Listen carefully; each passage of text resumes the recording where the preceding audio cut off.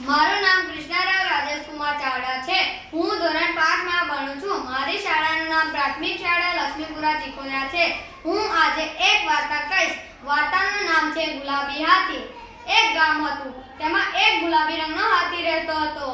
તે હાથી બીજા હાથીઓથી અલગ દેખાતો। બીજા હાથી કાળા રંગના હતા, તેથી બે હાથી તેને રમાડતા નહીં અને તેને ખીજવતા, તો તે હાથી ઉદાસ રહેતો। તો એક દિવસ તે ગામમાં એક મેળો ભરાયો। મેળામાં મોટા મોટા ચકડોળ, લપસણી, હિંચકા તે બધું હતું। તેમાં ઘણા બધા તંબુ હતા। તેમાં એક તંબુમાં એક જાદુગર હતો।